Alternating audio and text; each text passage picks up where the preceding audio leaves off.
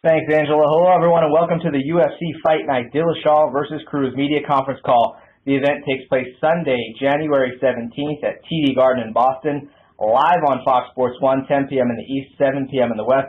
And don't forget, our early prelims will be shown live on UFC Fight Pass at 6 p.m. Eastern, 3 p.m. Pacific. That is headlined by Paul Felder versus Darren Cruikshank. Today on the call, we have our champion, TJ Dillashaw, former champion Dominick Cruz, former champion Anthony Pettis, and top challenger Eddie Alvarez. And with that, we'll go ahead and take the first question. Again, ladies and gentlemen, as a reminder, if you'd like to ask a question, please press star 1 on your telephone keypad. If you're using a speakerphone, please make sure your mute function is turned off to allow your signal to reach our equipment. Again, please press star 1 at this time, and we'll pause for just a moment to assemble the queue.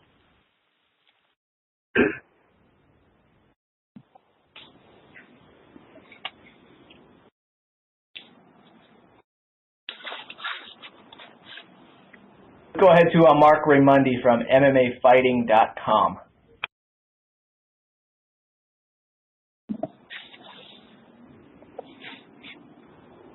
And Mark, your line is open. Oh, hello? Can you guys hear me? Can hear you, Mark. Sorry about that. How we doing, guys? Doing good. Good. First question is for Anthony. Just wanted to see how's it getting going, man. I know that it's been about a year since you fought. Are you feeling healthy? How are you feeling coming into this fight? Yeah, I'm back healthy, man. 2015 definitely wasn't my year. Started off with the loss against RDA, had an injury, and I know I've been here before, so now I'm just back healthy, training, and looking forward to 2016. I think a lot of people would have said that this fight against Eddie could possibly be another one contender, title in their type of fight. Seems like now that Conor McGregor is going to get that fight against Dos Anjos. How do you feel about that? Are you upset that maybe they didn't wait until maybe this fight happened to see what the result was going to be? Yeah, honestly, I haven't even looked forward to the next fight. My goal right now is to beat Eddie Alvarez. I got a tough opponent in front of me. Whatever happens after that is based on what I do in this fight. So, I'm focused 100% on my fight coming up next weekend. Got it. Thanks, man. I guess kind of the same question for Eddie. I think most people would probably say that you against Anthony was possibly a number one contender, title in their type of fight. Seems like McGregor's going to get that shot against us. This is going to move up. How do you feel about that? Is that kind of, are you bummed that they didn't wait until this fight was over to decide that? I'm sorry, is that for me, Eddie? Yeah, for Eddie. Yeah. Right now it seems like Conor's able to make his own. He's able to make his own decisions, and there's nothing. Nobody on this conference call is going to be able to do about that. So I can either, cry and whine about it, or just deal with what's in front of me right now. I do think it's convenient that there's one guy left, the elephant in the room. That's Frankie Eggert, and he decides that he wants to do something different besides stay in that weight class and fight the next guy who's entitled to the shot. But, good for him. One more thing for you, Eddie. It seems like it's a bit of a growing trend that guys in the UFC are fighting out their contracts, they're becoming free agents. You had kind of an up and down experience with free agency when with Bellator. Overall, what was your experience like? I know there were some tough things, but overall, what was your experience like? And would you recommend it to people to kind of see what their value is on the open market? I don't know if I can say that without getting in trouble by the bosses, but personally, my goal was never to, my end all be all was never, I want to be a UFC fighter. I always wanted to build value for myself for Eddie Alvarez. It wasn't about the promotion so much as just building myself as a commodity. And then when I was able to do that, at least I can bring value to the UFC or bring value to other promotions. I just recommend the guys who are up and coming to build value to themselves, not just go to the UFC or go to these other promotions on their hands and knees asking them to give them a couple dollars. They need to build value that they need to bring to the promotion first, and then think about it that way rather than just ask for a job. And do you think that ended up going well for you in the end? I know there were some issues, but do you think it ended up going well? It ended up going really well. A lot of these lightweights are probably get angry about how I made out. We'll keep that between me and you then. Thanks, man. I appreciate it. Next question, I just wanted to ask TJ. I guess a lot of people have been saying after seeing some of the interviews with you and Dom that he's kind of winning the war of words in this fight so far. How do you feel about that? Do you think that's true? Or do you think it could have any possible effect on the actual fight? Oh man, he just doesn't mind talking shit. I'm just not one of those guys. I feel like he's won a little bit more respect. I've always been a respectful opponent, and he can't take the fact that I believe in myself and that I'm a better fighter. What is your mindset going to this, DJ? Because you have stuff going on with Dom, and there's some trash stuff coming your way there, and then you have there's some awkward stuff with you and Faber. Faber's been saying some things. Are you distracted at all by some of these guys? No, not at all, man. You gotta learn to deal with this kind of stuff. It's gonna be something you have to deal with the rest of my career. I mean, I think Faber's just pushing for a title fight. I know everything's cool. I mean, I'm good with all my teammates. I just came out, followed my coach out to Colorado, guy I've been working with for half my career, and I'm in a great place, man. I've been pushing hard and feeling great. So, I mean, all you can worry about is yourself. There are people saying that Cruz may be in your head. Is he in your head? Can you clarify that for us? No, not at all, man. You got to laugh it off. You know what I mean? Like you can let him talk crap and look like an idiot, but it all comes down to the night of the fight. How is your first camp, your first full camp at Elevation going? It's going good, man. Real good. Dealing with the altitude's been awesome, and just realizing how great a shape I'm going to be in, and going home back to California for Christmas and stuff, and realizing the big difference it's going to make for me is awesome. And then as well as I've never had this many coaches' eyes on me before. I've always had Dwayne coaching me, and now I have 4 other coaches that are watching every practice. And I got Lisa Boyne for wrestling, Elliot Marshall for jiu-jitsu, Christian Allen, another striking coach, and Lauren Mendel to get me in shape. And like I said, I've never had this much attention, and it's nice to be treated the way I am out here. Thanks, CJ. And just last one for Dom, because I know I've taken up more of your guys' time than you probably already wanted. You've had all these kind of like one-on-one interview type of things with TJ. Do you think that's an advantage for you? Because it seems like most people are saying that you're kind of getting the better of these exchanges. Do you think that's an advantage for you going into the fight? I mean, talking is just talking, man. I mean, the fight is fighting. That's totally different. TJ's the type of guy that would rather fight than talk, and I think that that's because he's not that smart. But that doesn't mean that he's not ready to fight on that day, I mean, I don't look at it like it's any kind of advantage other than we're just in front of the cameras. I didn't want to do any of these interviews more than him probably, but I'm there and I got to do them, so I'm going to do them to the best of my ability. And the truth is, I mean, people want to hear what we have to say as athletes, and they don't want to just see what we do as fighters. That's usually not enough to interest people. It doesn't sell a lot of tickets. They want to hear what you believe in yourself leading into the fight, on top of going in there and throwing down and putting on a good performance. So I'm just doing all angles of things. TJ still hasn't figured that out yet, but maybe he'll figure it out eventually and sell some tickets. Is that something that you figured out? Because it's not something that you've always done, over the years. It's not something that I figured out. I've always been this way. The difference is I don't have as much emotion going into it because I have, I feel at peace with myself. I have nothing to lose. I mean, I'm the underdog coming into this fight. I've been out for the past 4 years with multiple injuries. So I'm already counted out to an extent, and that's fine with me. But it's like it gives me just peace. I mean, I have nothing to lose in this situation. I'm coming in and getting a great shot. Fighting is just a cherry on top of a good life that I already live, and now I can just go in there and enjoy myself and enjoy talking to somebody who literally shuts down when you try to say anything to him. He just doesn't want to say anything. It's weird, but whatever. You just talk and be myself and let him be quiet and punch him at the end. It'll work out just fine. Cool. Thanks, thank you guys. Good luck next week. And we will now go to David Melandra with Philly Sports Live. All right, this question's for Eddie Alvarez. Eddie, first off, how has your training been for this fight? And second off, how does it feel to be back in the title contention in the lightweight division? Training's been great, man. I'm back with my home team.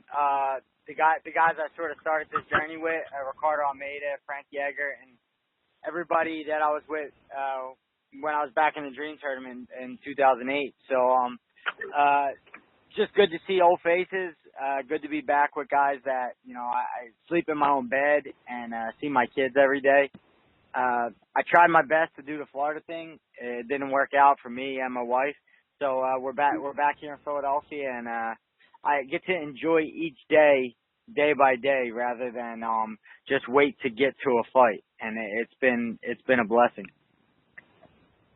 And secondly, how does it feel to be back in contention in the lightweight division? In my eyes, I'm always in contention. You're always one big knockout, one big fight away from being the next big thing in this sport. So for me, this has never been a sprint, never. So I'm not trying to get something that I don't deserve right away. It's never been a sprint. It's always been a marathon, and I'm willing to take any guy in this division as they come. I want the best guys. So you know, here comes January 17th. What's your message to the city of Philadelphia for fans to tune into this fight?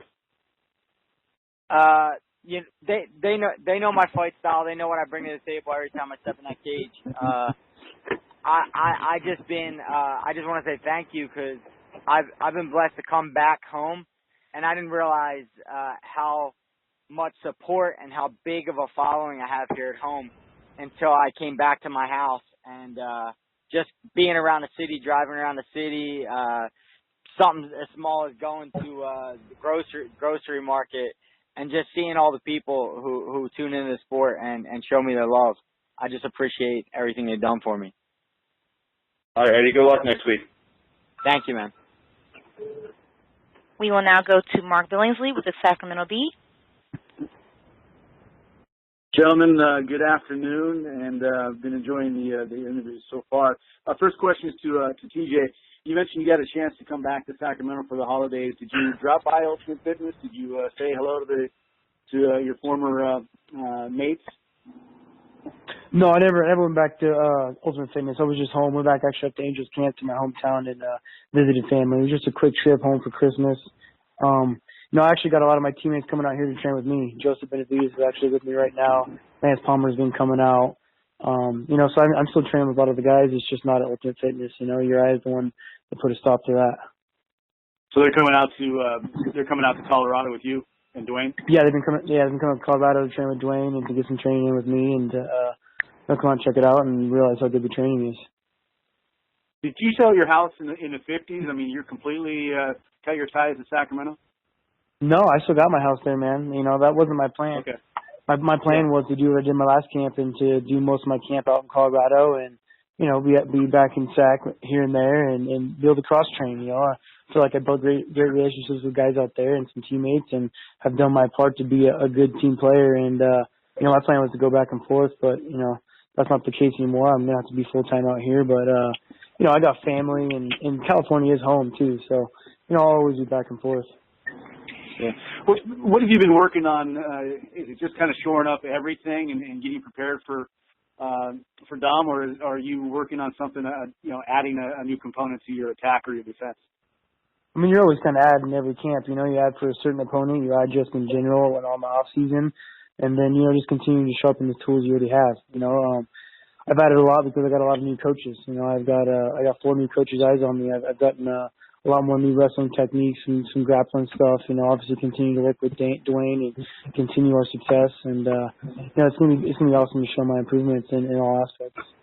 And you know, looking at the fights that Dom's had recently against some of your former alpha male teammates, but then also knowing the injuries he's had, have you had a chance to kind of game plan yet? I mean, obviously you're not going to reveal what that game plan is, but I mean, have you had a chance to kind of size him up and see maybe he's not going to be able to turn a better, you know, certain way or something like that? We talk about the strategy going in with Dom's recent injuries and how that affects that strategy.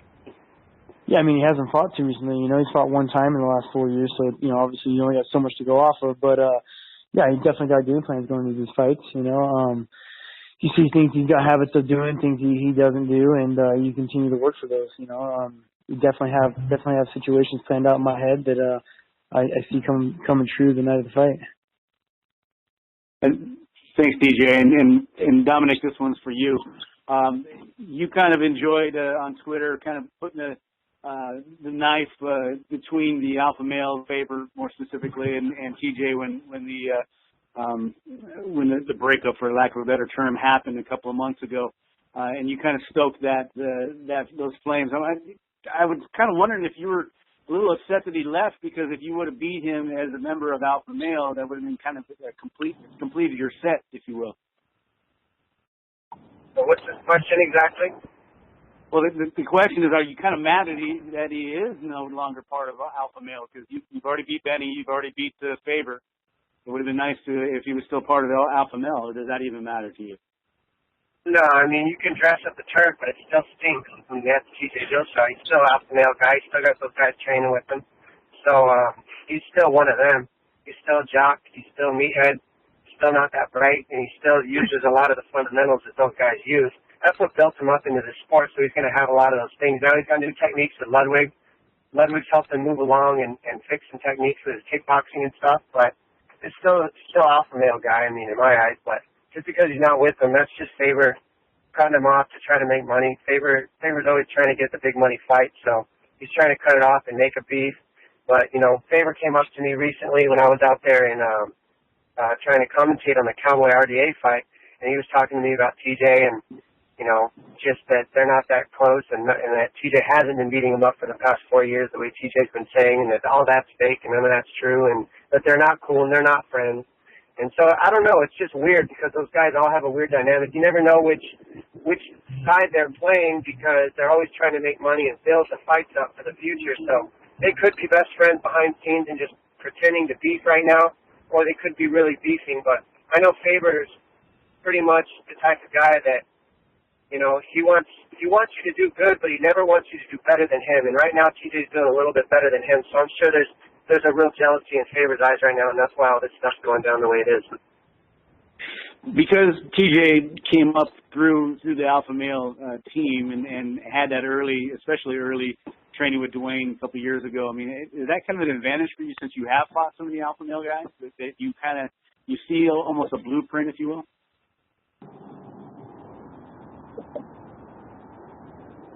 Tom?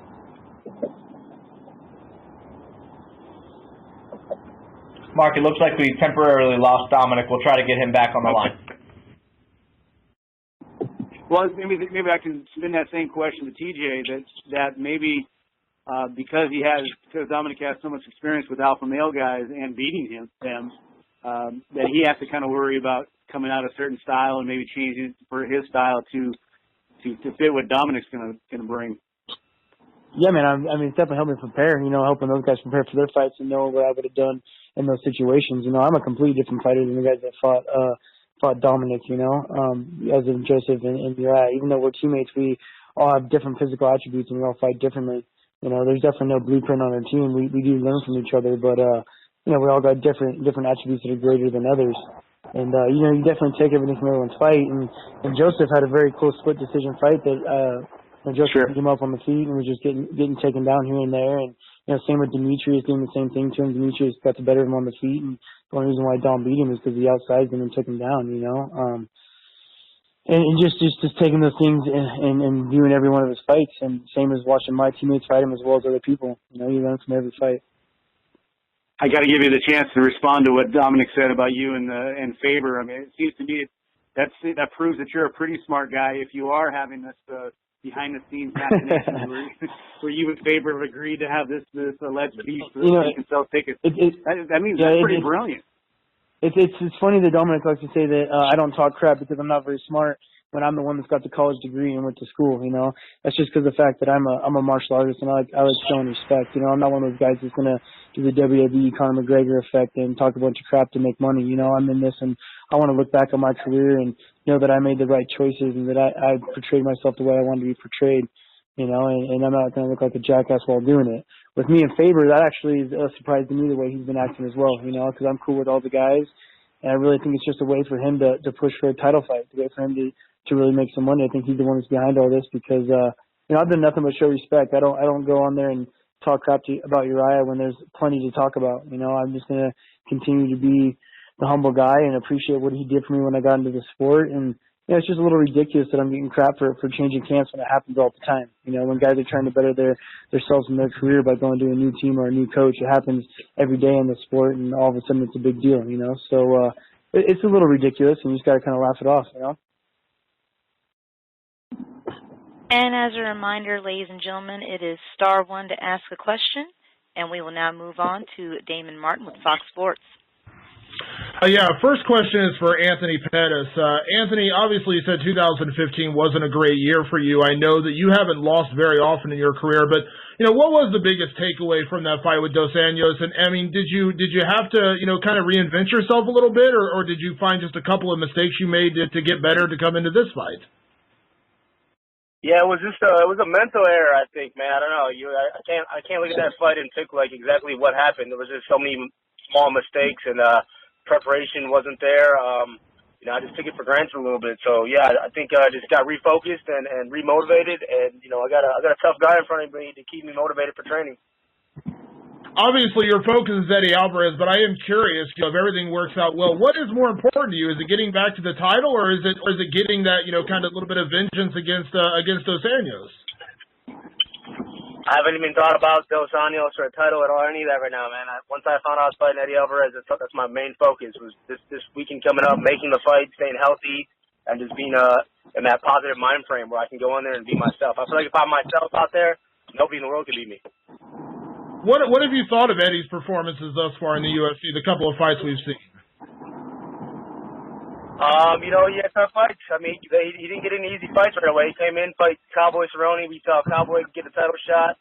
Gilbert Melendez, another tough guy. You know, so he came and fought the top of the division right away. So he didn't have any warm-up fights in the UFC, and now they're giving him me. So 3 tough fights in a row. I mean, I beat both of them guys. You know, first round, second round. So it's hard to justify styles and fights. But I mean, he had tough fights coming in. So now it's just my turn to go out there and make my statement. Yeah, and a question for TJ. You know, everyone talking about the Faber, the alpha male, everything that's kind of been going on for that. But I mean, do you think the fact that your teammates have come out and supported you? I know Joseph's out there right now, Lance Palmer. I mean, do you think that tells the biggest story of the people that have been around you, that they are still supporting you?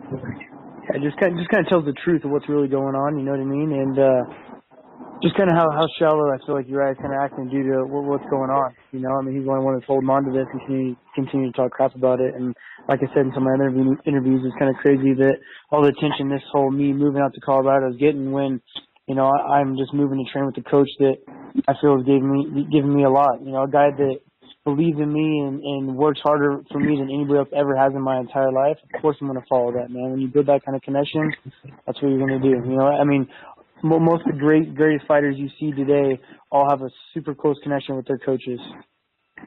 Yeah. And one quick follow-up to that, you know, with everything that's happened with Dominick, I'm curious, you know, when Dominick got injured originally, Hayden Barral came in and everyone believed that, you know, he was, maybe the best pound-for-pound fighter in the sport, and he had some phenomenal performances. Obviously, you went out and beat him 2 occasions. I mean, I'm curious, do you feel like Dominick is the biggest challenge you faced, or do you feel like, you know, this is, I don't know, I'm just curious, like, how you feel, where you feel Dominick stacks up in the rank of guys you've already beaten? Yeah, man, he's definitely a very, very tough challenge. He's a great fighter. You know, you have to believe that going into this fight. You can't underestimate the guy, you know, just because he's been out as well. You know, I mean, he was on top for a reason, and he's great. You know, I just feel that I've continued to grow past his status. I do believe I am the better fighter from watching from the beginning and watching myself. It just, you know, I believe I have the better skills. You know, and I'm a little bit hungrier, and it's gonna be a great fight, man.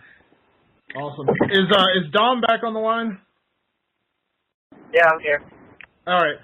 Dominick, you know, for you, you know, obviously, you know, going through everything you went through to come back to this, you know, I mean, what's the hardest part of watching the bantamweight title, you know, get, you know, tossed around when it went to Barral and then it went to TJ? I mean, was there any anger in that moment? Did you have to kind of put that away, or did you maybe tuck it away as motivation?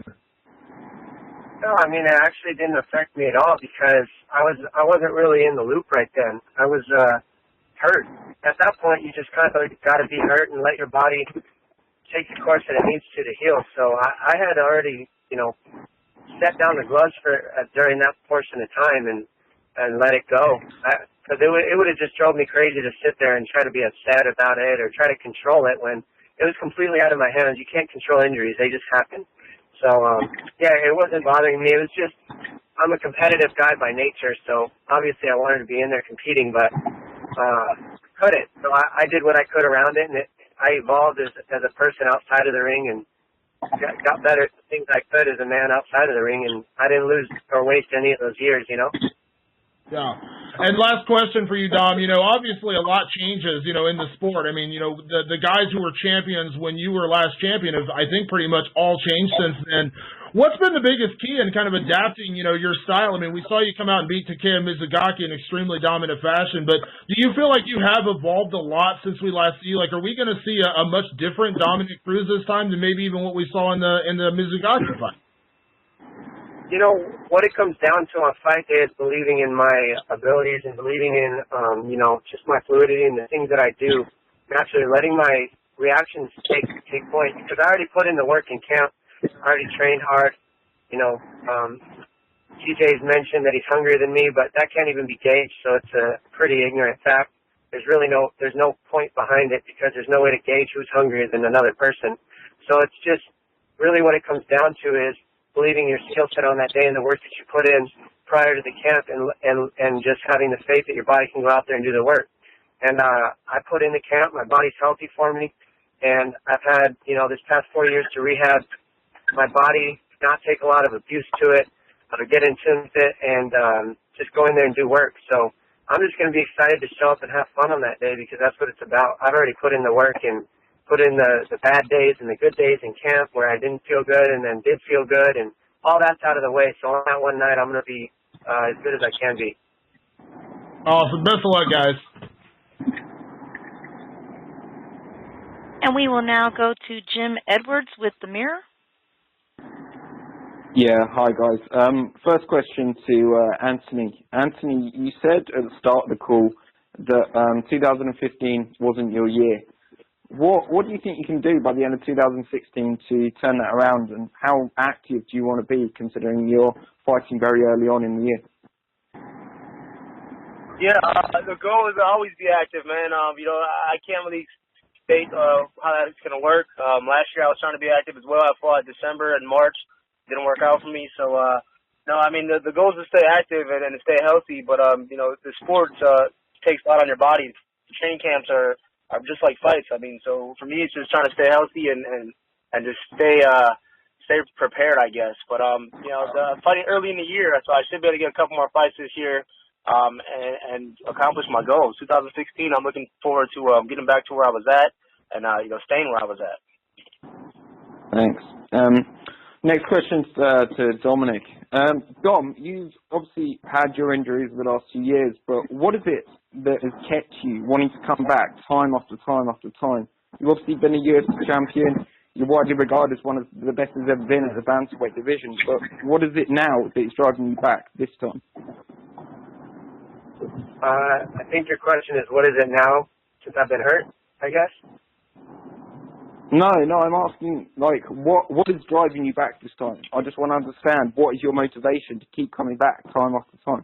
Oh, okay, yeah. Well, the thing is, I am competitive and I do love to compete. The thing is, I've been out all this time not because I wanted to be, but because, my injuries didn't let me compete. I got hurt at around 26, and I knew my age would be on my side in the fact of healing as long as I, just let my body heal and get back to where it could. So I've done that, and it's working for me again, and age is still on my side. I'm still in my prime years right now.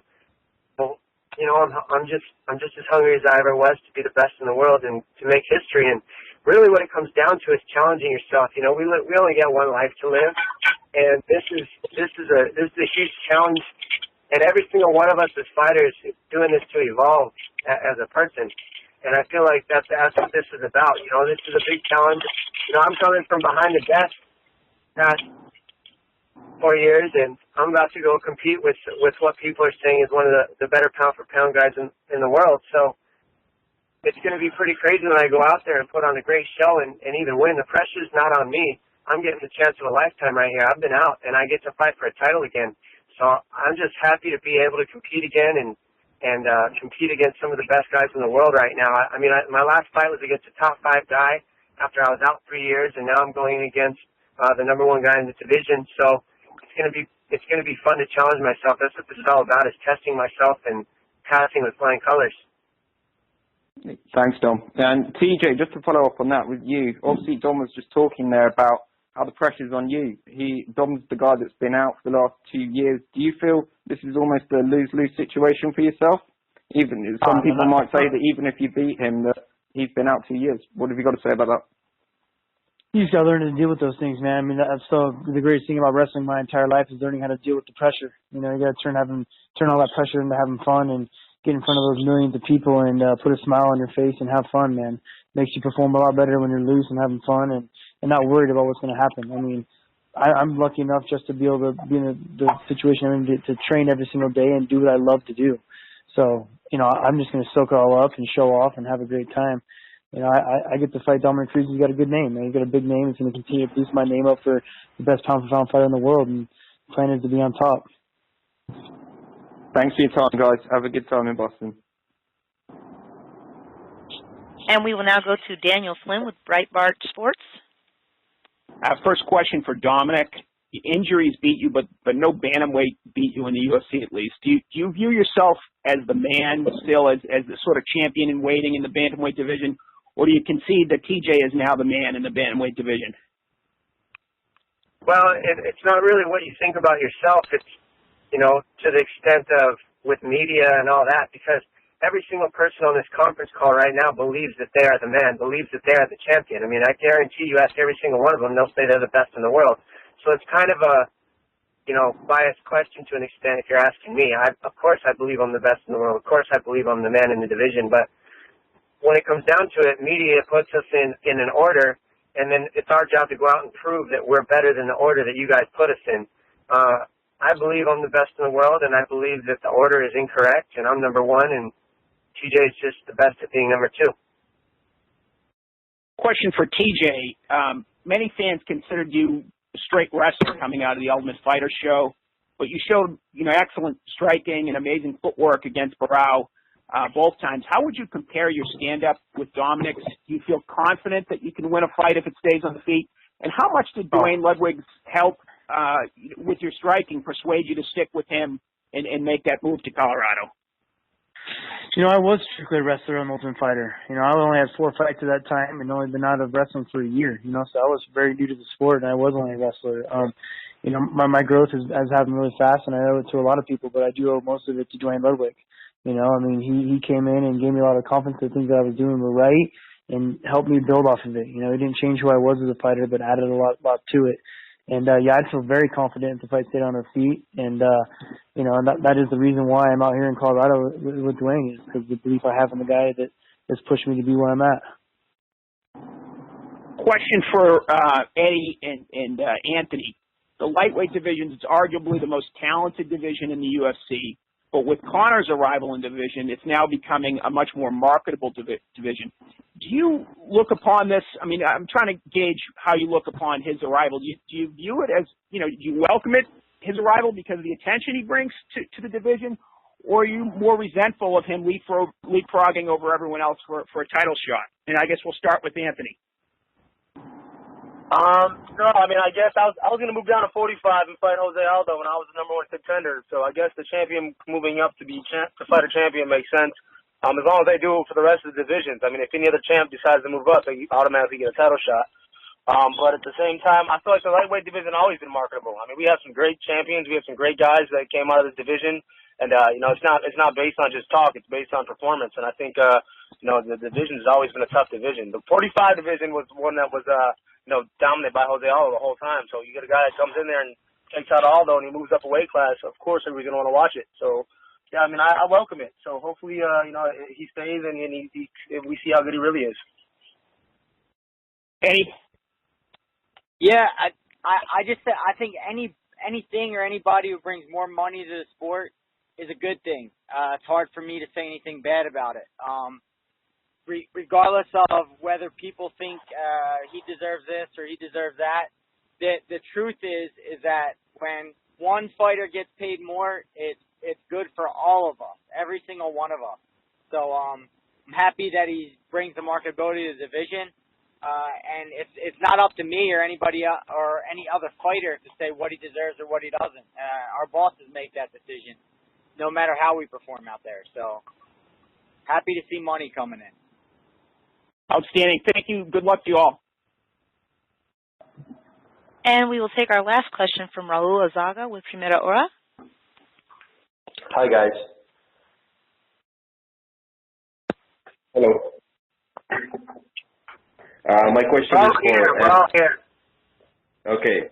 My question is for Anthony Pettis. I spoke to Eddie Alvarez earlier on, and I told him I hate this fight just because you guys are the two fighters of Puerto Rican descent who are best ranked, and then they're fighting each other.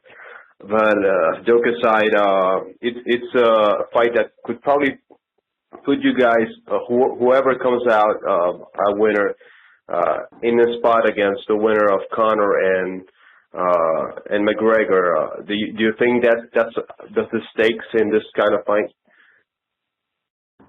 Yeah, I mean, you never really know, honestly, who's next for you. I mean, it all depends on performance, who's hot, who the fans want to see fight, and injuries. So yeah, I mean, this fight right here there's a lot at stake. I mean, there's a title shot. There's being the #1 ranked lightweight in the world, and for me, it's fighting a guy like Eddie Alvarez. Man, I got a chance to fight a guy that's been around for a long time and continue to grow my name and show how good I really am in this game. When you were interviewed last October, you said that if you win this fight and you got a title shot, you wanted it to be in Puerto Rico. Does that still stands?